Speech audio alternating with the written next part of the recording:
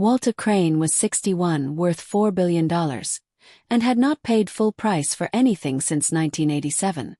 This was not financial necessity.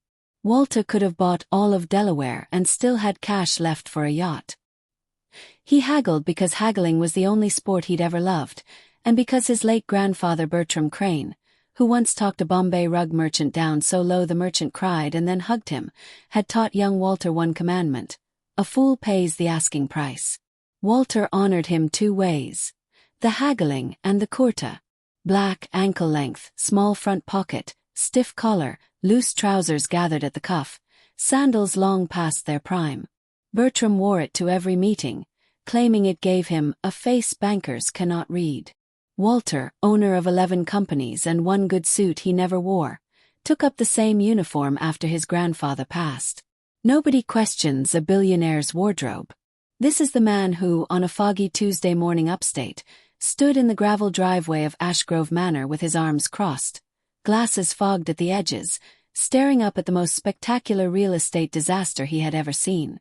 The manor was enormous, 3 stories of grey stone, ivy strangling the east wing, a turret leaning a worrying 4 degrees off true, and 41 rooms, several of which the listing described as in need of cosmetic attention, which Walter understood to mean do not enter without a hard hat and a will. It had sat empty 19 years. The listing price, originally $14.2 million, had been slashed 6 times. Walter had bought it for $890,000. $890,000, he said again, savoring it. Priya. Say it back to me. Priya Nair, Walter's assistant for 11 years, didn't look up from her tablet. $890,000, she recited flatly, for a house the listing agent called, and I'm quoting the disclosure packet, a documented history of unexplained tenant turnover. Exactly. People are scared of an old house with creaky pipes. People are idiots. Know what that turret's worth in original 1887 stonework alone. I don't, but I imagine it's less than fixing the 4-degree tilt before it falls on someone. It's not falling on anyone. It's been tilting since the Cleveland administration. He pulled his sandal from a deep patch of gravel, surveyed the house and beamed. We flipped this in 18 months for $9 million, and I enjoy every day of owning it. The moving truck driver, a heavy-set man named Gus, lit a cigarette with hands not quite steady. House didn't want the last truck to leave either, he said. Door slammed shut on the ramp. No wind that day. Walter clapped, delighted. This is the stuff that scared off 6 rounds of buyers, and I love it. Old houses settle. Physics, not ghosts. To Priya. Make a note. Storied history, character, charm. Adding it under marketing assets, Priya said, typing. 11 years had taught her the fastest way to survive Walter Crane was to document everything he said as though both insane and reasonable, because it usually was both. They went inside. The foyer could have swallowed Walter's old house whole. A soaring, dust-choked space, a staircase splitting 2 ways, a chandelier missing half its crystals, a portrait, enormous and gilt-framed, hanging crooked above the unlit fireplace. It showed a stern man in Gilded Age finery, waxed mustache, watch chain, eyes painted with an unsettling, almost wet realism. Mortimer Ashgrove the Third, Walter read off a brass plaque. Built this in 1887. Railroad money, from the mustache alone. He studied the portrait the way he studied every rival. Looks like he'd ruin you in a boardroom and still make the dinner reservation. Respect. From upstairs, a door slammed hard enough to send plaster dust through the chandelier. Priya didn't flinch. She'd stopped flinching years ago, around the time Walter fired a hedge fund manager via interpretive dance on a bet. Wind, she said before he could ask. There's no wind in here, we're indoors. Pressure differential then. She made a note. Check for open windows, probably lying to myself. Walter stood directly beneath the portrait. Hands on hips, feet planted, the exact stance he struck before every hostile takeover of his career. Mortimer, he said, addressing the painting the way he addressed every competitor before crushing them. I bought your house for $890,000. 6% of what your descendants asked 19 years ago. Wanted you to know. 6%. The chandelier swung. Just slightly. Just once. See the drafts, Priya muttered, a half-second slower than usual, eyes flicking to the chandelier's chain, bolted to a ceiling beam, in a sealed room with no source of air movement whatsoever. Walter didn't notice. He rarely noticed the things that would stop a more cautious man. Right, he said, clapping. Let's see the rest before the contractors get here Thursday. Mortimer Ashgrove the Third had been dead for 109 years, and in that time had perfected exactly one skill, making the living regret buying his house. It was not difficult ordinarily. The previous 6 families had lasted on average 11 months apiece before fleeing in the night, leaving behind half-packed boxes and once an entire piano, which Mortimer had found enormously satisfying to play badly at 3 in the morning for the next family's benefit. He did not consider himself cruel. He considered himself a landlord enforcing the only lease term that mattered. Leave my house alone. Walter Crane had been in the house 4 days, and Mortimer's best work so far, the slamming door, the swinging chandelier, the 15-degree cold spot, the actual frost on a man's actual shoulder, had been met with a shrug and the words, needs insulation. This had never happened before. Mortimer was, frankly, a little insulted. He didn't even ask who I was, Mortimer said, pacing his old study, footsteps making no sound, which was either a perk of being dead or the single most annoying part of it. 61 families. Everyone ran screaming by week 2. This man stood under my chandelier and gave me a percentage breakdown. The study's other occupant, a thin, translucent woman in a high-necked Victorian morning dress who had been haunting the East Wing since 1903 and went by Agnes, did not look up from the embroidery she'd been working on eternally for a century. You're upset the haunting isn't working, she said, in the tone of someone who'd had this exact conversation many times. I am upset, Mortimer said, that the man does not appear to possess a normal human nervous system. Try something bigger. I have an idea, Mortimer said, and the candles in the room, unlit for over 100 years, all flickered to life at once. Walter, 3 floors up, was on a video call with his board, all 12 appearing on his laptop screen in various states of professional alarm, because Walter had spent 6 minutes describing his new home's structural quirks in the tone he used for quarterly earnings. The turret leans 4 degrees, Walter said. Having it surveyed Thursday, but structurally it's been settling at the same rate since the 1880s, which tells you something reassuring about the soil composition. Walter, said Diane Holcomb, the board's longest-serving member and the only person besides Priya who could interrupt him mid-sentence without consequence. Why does it sound like there's a brass band warming up behind you? There was, in fact, a sound behind Walter, distant and tinny, like a phonograph recording of a marching band playing from inside the walls, growing louder. Walter turned, looked at the empty room, listened with polite curiosity, and turned back to the camera. Old pipes, he said. Acoustic resonance. Sound carries strange in stone. Now, cue 3 numbers. The band hit a crescendo and was replaced by the unmistakable sound of a woman screaming, far away and muffled, the kind of sound that should have ended the call entirely. 11 board members went silent. The 12th, a younger executive named Trent who hadn't yet learned not to react to things, said, "Was that a person?" "Recording," Walter said without missing a beat. Previous owners used the East Wing for community theater. Found old playbills in the library. Macbeth mostly. Explains a lot, that play's got a body count. He clicked to the next slide. Cue 3 numbers. As you'll see. The screaming stopped. Something heavy fell 2 floors above his head, hard enough that dust drifted onto his laptop camera, and Walter brushed it off the lens with one finger, still talking. By the time the call ended, Walter had walked his board through quarterly projections, fielded 9 questions about depreciation, and turned the entire experience into a story about how character and history add real asset value long-term, which 3 board members later admitted privately, finding almost more unsettling than the screaming. Mortimer, watching from inside the wall, where he'd been standing the whole time, was beginning to experience something he hadn't felt in over a century. Doubt. He explained away a scream, he told Agnes, who'd drifted in to observe, mostly out of curiosity, since nothing this interesting had happened in decades. An actual scream, as community theater. And his board believed him. His board, Agnes observed, appears to be more afraid of him than they are of you. This was, Mortimer realized with the particular horror of confronting an uncomfortable truth, almost certainly correct. He decided to escalate properly.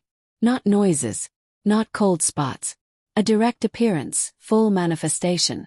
The kind he reserved for only the most stubborn tenants, the kind that had once made a Pinkerton detective faint dead away in 1911. That evening, Walter sat alone in the study reviewing contractor quotes by lamplight, since the overhead fixture had, in his words, been temperamental, eating a sandwich Priya had left in the small refrigerator she'd insisted on installing before any other renovation, on the grounds that a billionaire who skipped meals because the kitchen wasn't finished was a liability she did not wish to manage. Temperature dropped. The lamp flickered. And in the chair across from Walter's desk, where a moment before there had been nothing but dust and shadow, Mortimer Ashgrove the Third sat, fully formed, transparent at the edges. His gilded age finery rendered in shades of grey. His expression the precise blend of menace and dignity that had once made railroad men weep in his actual living presence. "You," Mortimer said, his voice carrying the hollow, layered quality of something speaking from several rooms at once, "do not belong in this house." Walter looked up from his sandwich, chewed, swallowed, and set down his fork with the unhurried calm of a man encountering a minor scheduling conflict. "Mortimer Ashgrove the Third," he said. "I recognize you from the portrait. Good evening." He gestured at the chair Mortimer occupied. "You're sitting in the good chair for what it's worth. The other one's got a wobble." Mortimer had not anticipated this response. In 109 years of haunting, no one had ever offered him a seating recommendation. "I am dead," Mortimer said, recovering, leaning forward, letting lamplight pass eerily through his sleeve. "I have haunted this house for over a century. I have driven out 61 families. You will not be the 62nd to stay." 61, Walter repeated, genuinely impressed. "Hell of a track record. What's your average tenancy before they bail?"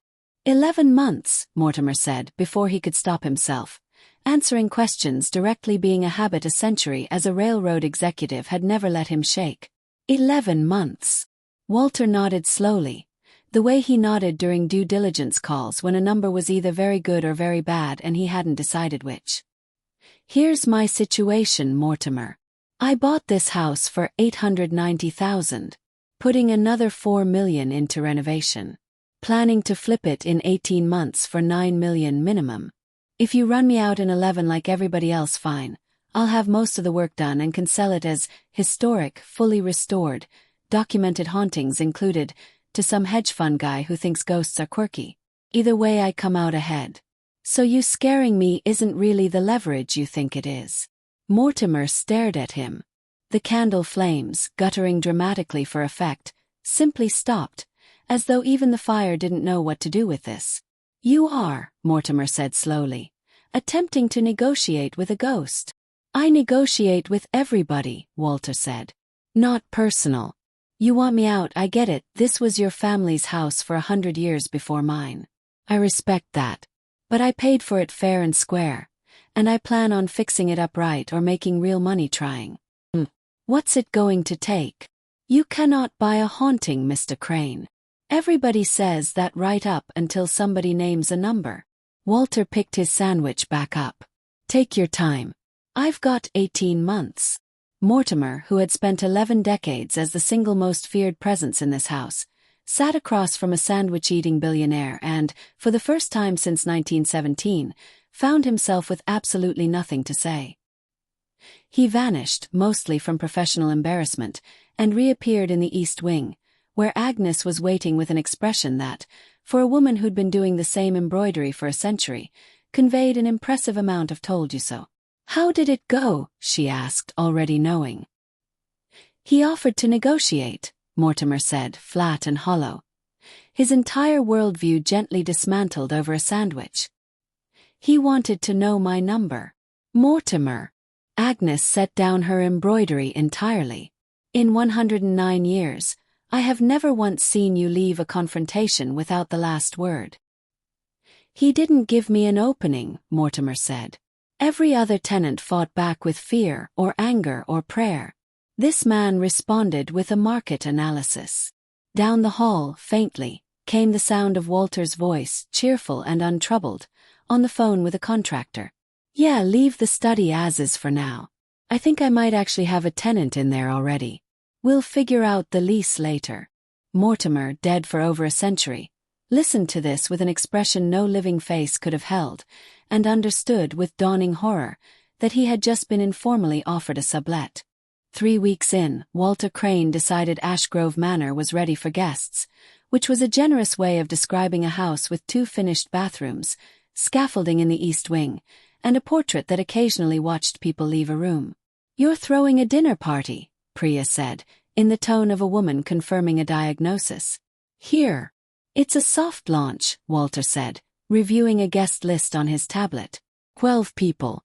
Friends, a couple of board members, that hedge fund guy who keeps texting me about ghosts. I want them to see the house has personality before the renovation sands all the personality off it. The house slammed a door on you and dropped a room's temperature 15 degrees.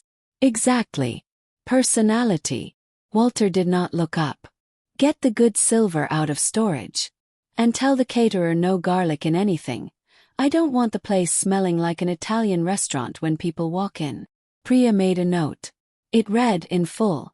Find out if billionaire actually believes there is a vampire in the house, or if he just likes garlic-free food.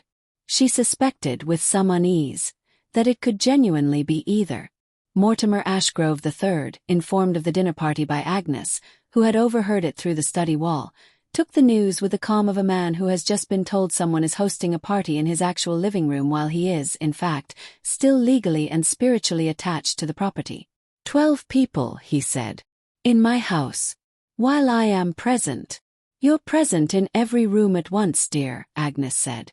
You'll be present regardless.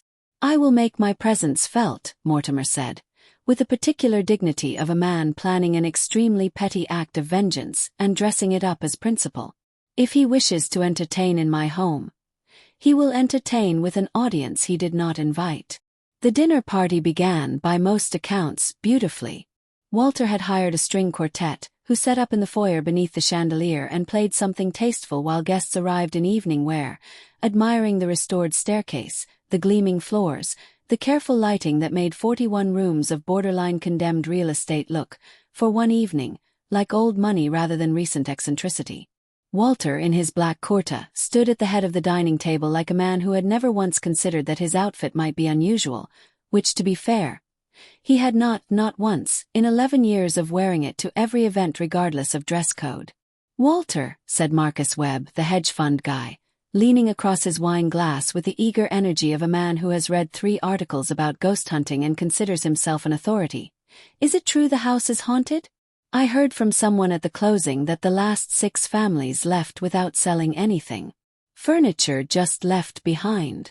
I've had a few unexplained noises, Walter said diplomatically, passing the bread basket. Old house. Settling. The chandelier above the dining table began, very slowly, to spin. Not swing. Spin, a full rotation, smooth and deliberate, the crystals catching the candlelight and throwing shards of color across the white tablecloth like a disco ball assembled by someone with a grudge. The string quartet stopped playing. One guest dropped a fork. Marcus Webb went very pale and very still, the exact expression of a man who has just gotten the best possible confirmation of the worst possible theory.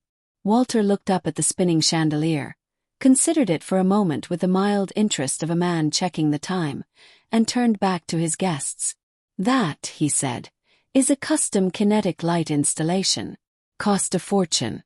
The original architect built the chandelier rigging to allow rotation, very ahead of his time, very theatrical. I had it restored specifically for moments like this.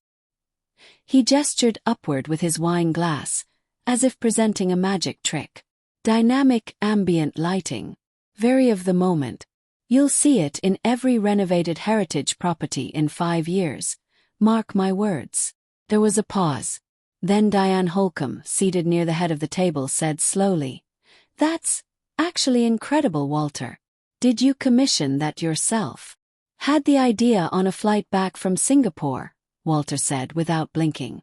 Engineer thought I was insane. Look at it now. 11 guests looked at the chandelier, genuinely, sincerely impressed, and began murmuring to each other about light fixtures and whether their own homes could support something similar, while upstairs, in the wall, Mortimer Ashgrove the Third stared down at his own carefully orchestrated, century-honed, family-terrorizing chandelier trick being absorbed into a dinner party as an interior design choice. He called it, Mortimer said to no one, ambient lighting. Undeterred, Mortimer escalated. The portrait above the fireplace, his own younger self with a ledger book, began to weep. Actual tears, dark and viscous, tracking down the painted canvas in slow rivulets, dripping onto the mantel below.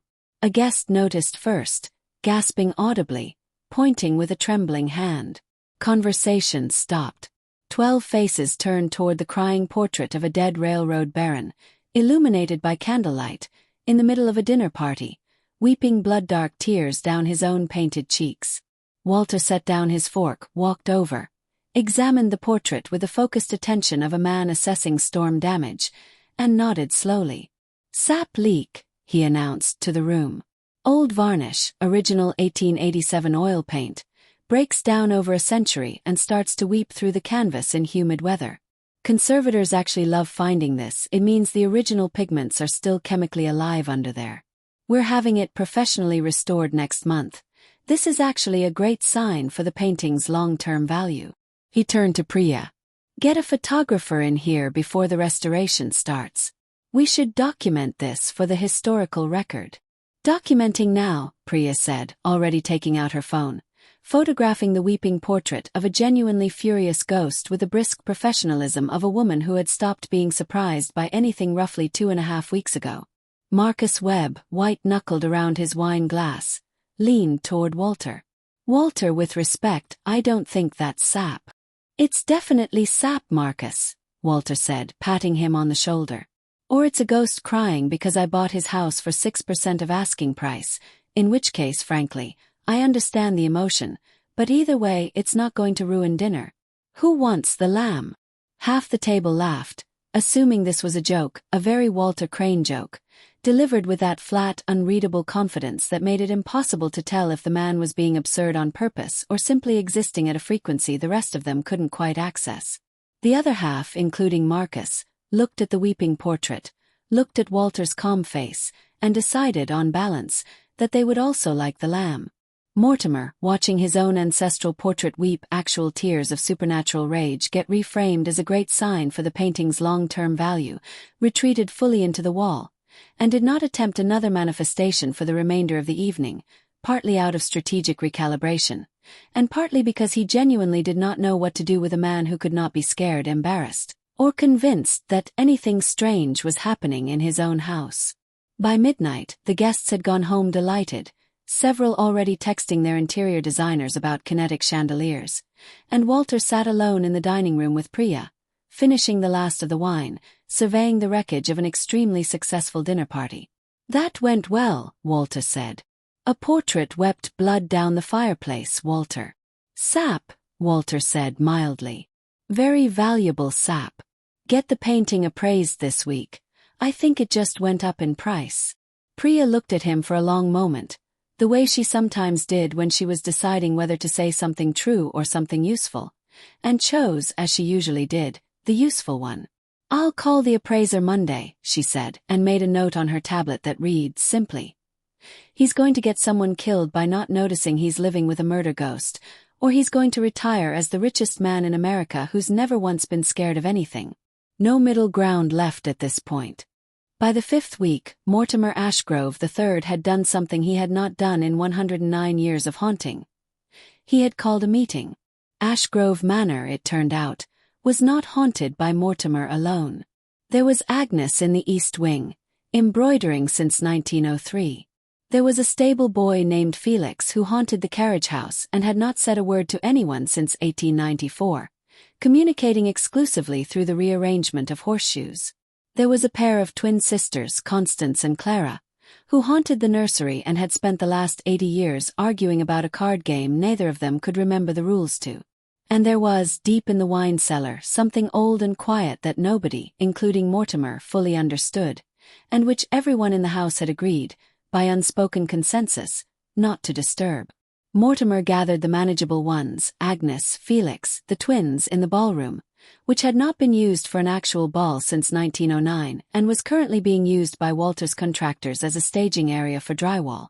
"We have a problem," Mortimer announced, pacing in front of an audience of 4 ghosts and several pallets of construction material. "The new owner cannot be frightened through conventional means. I have employed cold spots, manifestation, direct confrontation, weeping portraiture." He responded to each with the enthusiasm of a man discovering a minor home improvement opportunity. "He called your chandelier trick ambient lighting," Agnes said, not looking up from her embroidery, which she had brought to the meeting out of habit. "I was there. It was, I'll admit, very funny." "This is not a laughing matter, Agnes." "It is a little bit," Agnes said. Felix the stable boy rearranged 2 horseshoes on the floor in a pattern that, after 130 years of practice, the others had learned to interpret as agreed. "The point," Mortimer continued, with the strained patience of a man whose authority was visibly eroding in real time, "is that we have always succeeded as a unified house.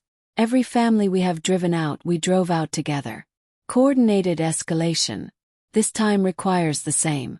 I propose we attempt simultaneous manifestation. Full house, every room at once.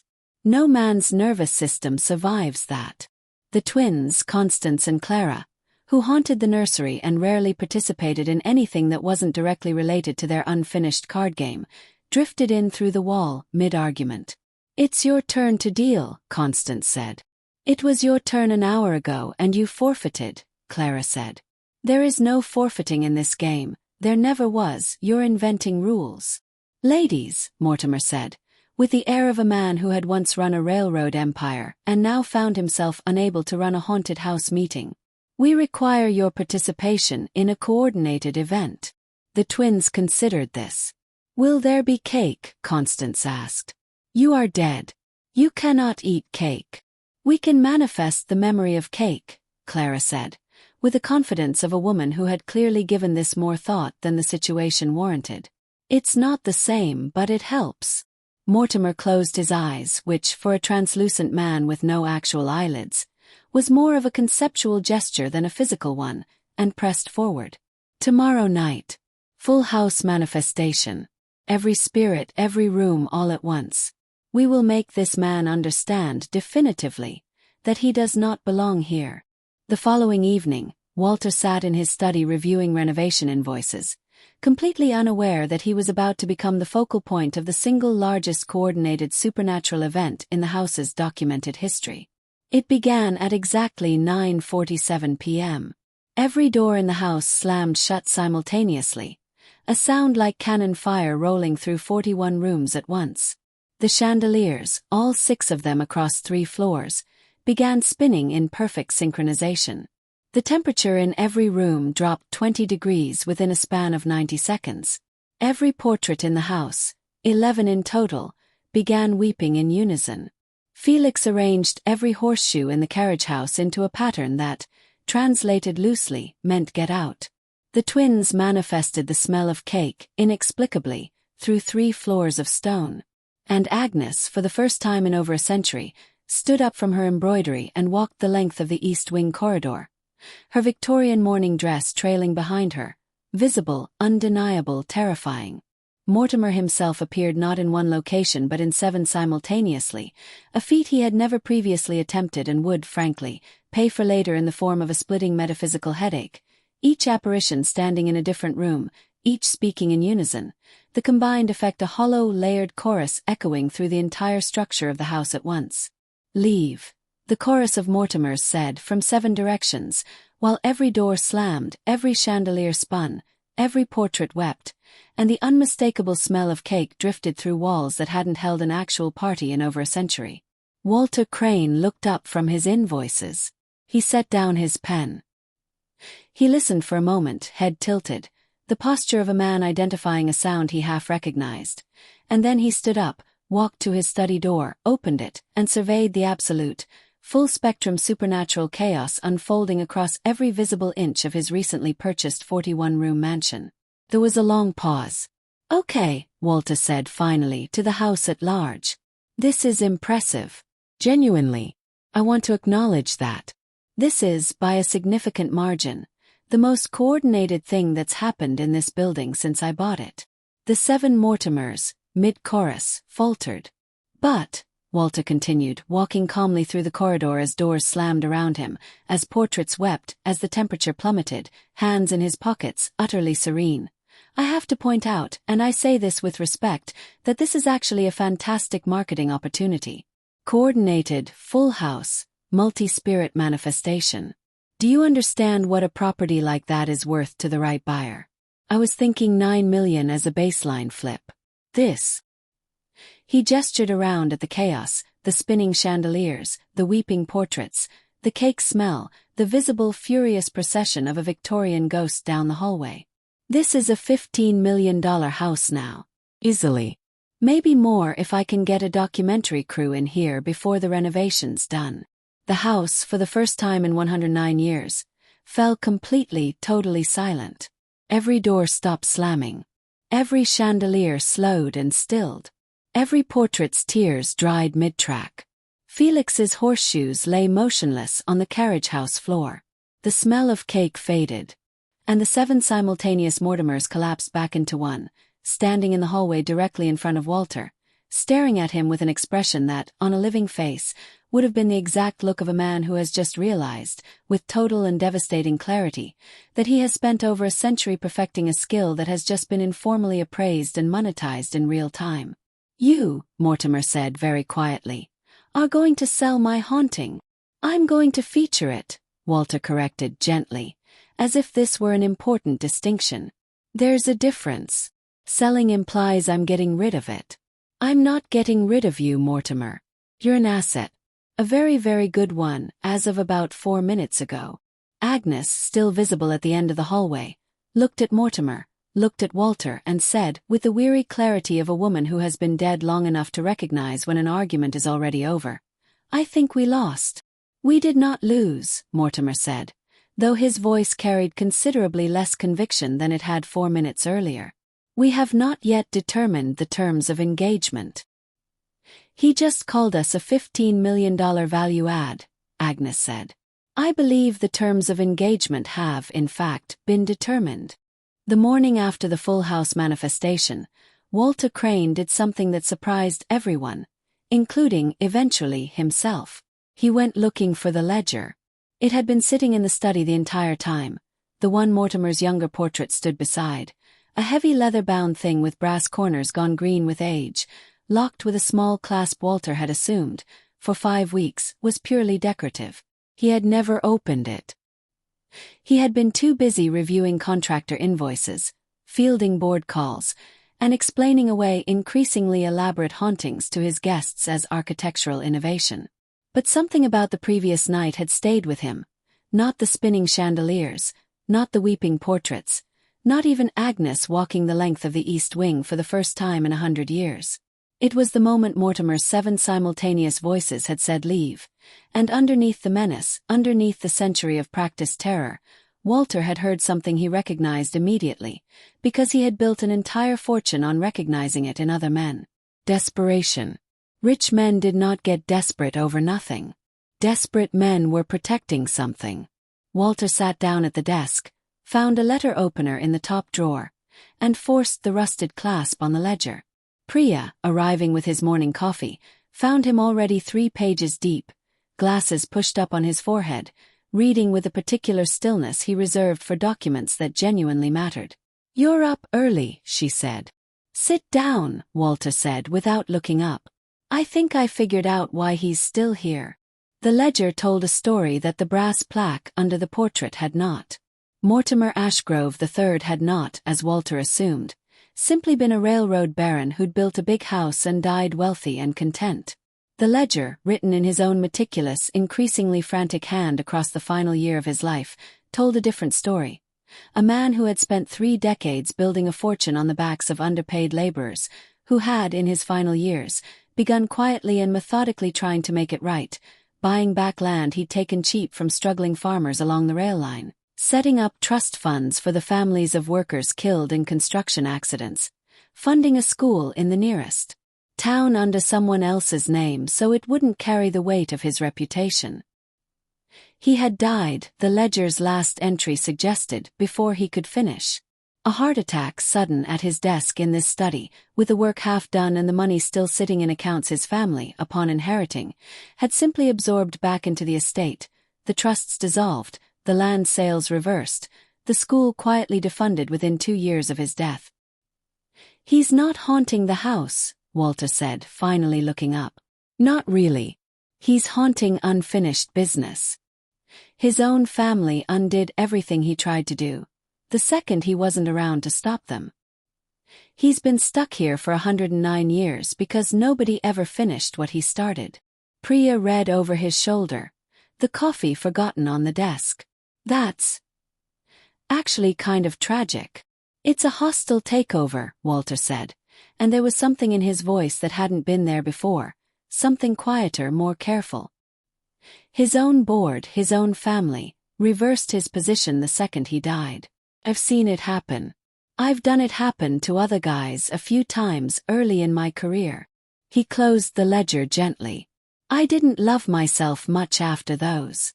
That evening, Walter sat in the study with the ledger open on the desk. No laptop, no contractor calls, no board meeting, just him and a glass of water waiting. Mortimer appeared in the chair across from him, the wobble-free one without being summoned, which had not happened in over a century. He looked, for the first time since Walter had met him, less like a vengeful landlord and more like a tired man at the end of a very long shift. "You read it," Mortimer said. It wasn't a question. "I did." Walter slid the ledger across the desk, gently, the way you'd hand someone something fragile. "The school, the land buybacks, the trust funds for the families. Your own people undid all of it within 2 years of you dying." Mortimer said nothing for a long moment. The lamp flickered, but gently this time, almost involuntarily, like a held breath finally released. "My son," Mortimer said eventually, "thought it was sentimental nonsense. Bad for the family's standing. He dissolved the trusts within 18 months and used the funds to expand the rail line into territory I had specifically refused to take, because the people living there had no recourse and no representation. He made twice what I ever did. I have watched this house pass through 6 families since, none of whom ever knew or cared what stood unfinished beneath the floorboards of my own study." "So you scared them off," Walter said. "Every single one. Because none of them were going to fix it. And you couldn't stand watching strangers live comfortably in a house built on something you never got to make right." "Something like that," Mortimer admitted. With the particular weariness of a man laying down an argument, he no longer had the energy to win. Walter leaned back in his chair, the old leather creaking under him, and was quiet for a long moment, doing the kind of math he usually did before a major acquisition, except this time the variables weren't revenue and depreciation, they were a century-old debt and the strange, specific shape of what it might take to finally close it out. "What was the school called?" he asked. Mortimer blinked, the motion strange and slow on a face made of lamplight and shadow. "The Ashgrove Line Free School. Funded under the name of a local clergyman so my own family wouldn't object to the association." "And the families? The workers who died on the line. Do you know who they were? Descendants, records, anything?" "I kept records of everything," Mortimer said. "It is, regrettably, the one habit my son and I shared." Walter nodded slowly, and something in his expression shifted, the calculating ease that had carried him through 6 rounds of supernatural chaos giving way to something more deliberate, more focused. The look he wore, Priya would later say, only twice a year, on the rare occasions a deal actually mattered to him beyond the money. "Mortimer," Walter said, "I think we should finish what you started." It took 4 months, 11 lawyers, a genealogist, a very confused county records office, and one extremely awkward conversation with the Ashgrove family's living descendants, who turned out to be a retired dentist in Connecticut and his sister, both of whom had no idea their great-great-grandfather had built a school and were, once it was explained to them, more relieved than offended that someone else was handling the paperwork. Walter Crane re-established the Ashgrove Line Free School Trust, funded it at 20 times its original 1888 endowment adjusted for inflation, which was, Walter pointed out repeatedly and with great satisfaction, a phenomenal return on a 109-year-old investment, frankly the best ROI of my career, and tracked down descendants of the rail workers who died building the line. 11 families across 4 states, each of whom received a sum that Walter's lawyers described, carefully, as a goodwill settlement, and that Walter himself described as interest payments, basically, just extremely overdue ones. He did all of this, notably, without a single press release, without a single mention to his board beyond the line item Ashgrove Estate, historical restitution, and without telling a single one of the 11 dinner party guests who had, by that point, started referring to Ashgrove Manor as the house with the incredible ambient lighting to anyone who'd listen. Mortimer Ashgrove the Third watched the final piece of paperwork get signed from his usual spot in the wobble-free chair. The ledger, fully updated in Walter's own hand now, closed and resting on the desk between them. "It's done," Walter said, sliding the final document across. "Schools funded. Families are settled. Land's back where it should be, more or less, given a century's worth of changed ownership, but as close as we could get it." He leaned back.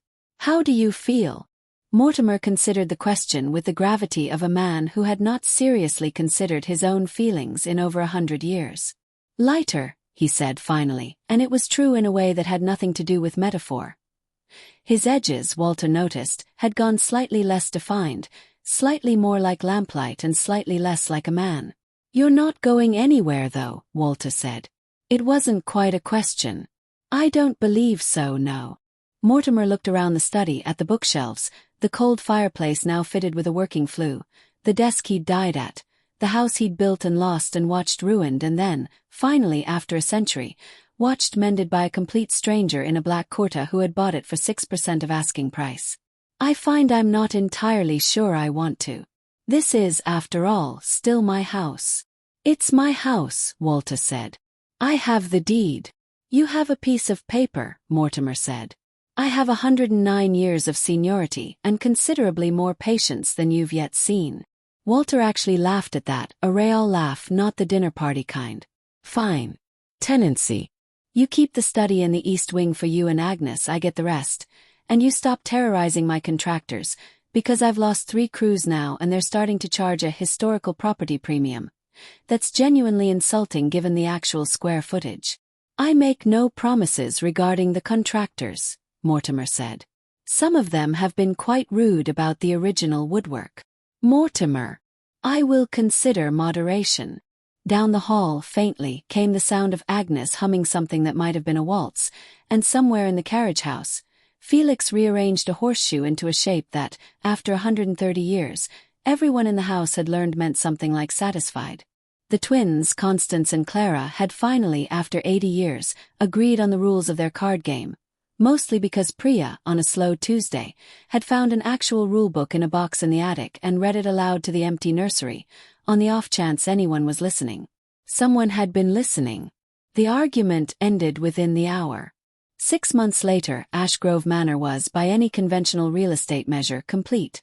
41 rooms fully restored, the turret straightened to within half a degree of true at a cost Walter described as criminal, genuinely criminal, but worth it.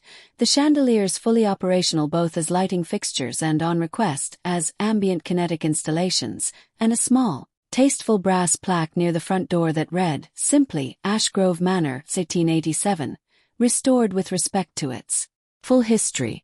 Walter never flipped it. The $9 million plan, the 18-month timeline, the hedge fund buyer waiting in the wings, all of it quietly evaporated somewhere around month 3, when Walter realized, with a particular discomfort of a man recognizing an emotion he hadn't budgeted for, that he didn't actually want to sell. He'd bought a bargain. He'd ended up with a business partner, a study he genuinely loved working in, and a friendship with a 109-year-old ghost that he would, if pressed, never describe using that word, but which Priya, watching the two of them argue cheerfully over contractor invoices most evenings, had absolutely no trouble naming. "You're keeping the house," she said one evening, not really a question. "I'm keeping the tenant," Walter said. "Turns out I respect a man who fights for what's his, even after he's dead. Especially after he's dead, honestly. Most people give up a lot sooner." From the study, faintly, came Mortimer's voice, dry as old parchment. "I heard that, Mr. Crane. And for what it's worth, I respect a man who reads the fine print before he negotiates with the dead. Most men your age don't bother." Priya looked between the empty hallway and Walter's perfectly unbothered face, made one final note on her tablet, closed it and decided, for the first time in 5 months, not to write anything skeptical at all. Simply read, he did it. The impossible part. He actually fixed it. Outside, the gravel driveway sat quiet under a clear sky, the brass plaque catching the last of the evening light, the house behind it standing, for the first time in over a century, finally at peace with its newest owner, in his black kurta and his rolled-cuff trousers, exactly where his grandfather would have told him to be. In a good deal, well negotiated on both sides of the table.